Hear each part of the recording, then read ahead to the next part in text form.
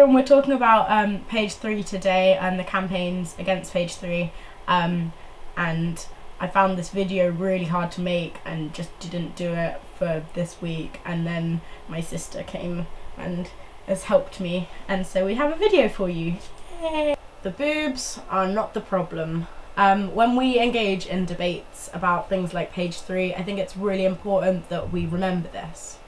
It's not that we see too many boobs, it's the way in which they're presented to us, which is often in a derogatory and misogynistic, mocking kind of way.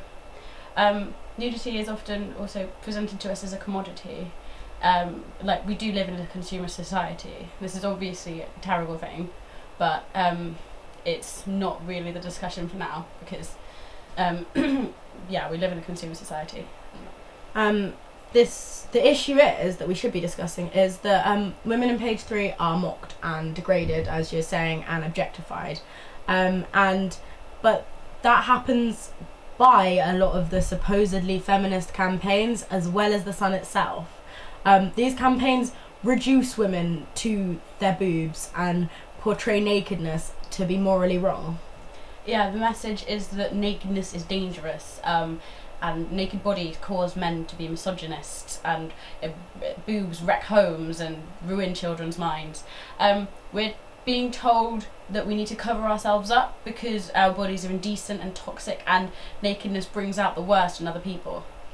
Yeah, I mean, I have a quote from the founder of the No More Page 3 campaign, and she said that she has an issue with the violent comments of "yeah, I'd like to bang that" you so often hear.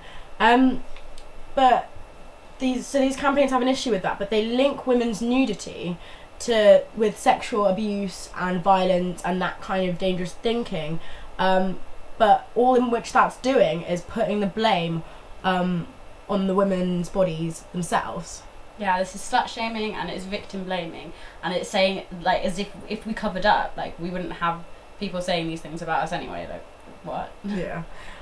Nakedness is not automatically objectification, and I feel like the people running these campaigns are probably aware of this. I hope they're aware of this, but the rhetoric that the campaigns use actually just send the message that it is.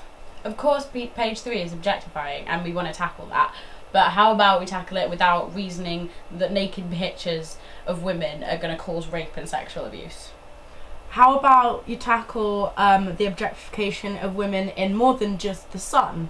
As Holly Ray so rightly pointed out, these campaigns come from an incredibly classist place. Tackling the sort of the vulgar Sun, but having no problem with other magazines that feature nudity, as long as it's in magazines targeted at a middle class male audience. How about if we tackle objectification by sending the message that women are so much more than their bodies, instead of just doing the same thing as the Sun and reducing the woman to the boobs? Yeah, it's exactly the same thing. Like on page 3, she's just a pair of tits, but in your campaigns, she's just a pair of tits that should be covered up before somebody else gets raped. And that's not okay, to reduce women to boobs like that. What we should all be fighting for is female bodily autonomy. We should be rejecting both patriarchy's demands to get our boobs out for men, but also certain feminist demands that we should keep them covered up for outdated reasoning.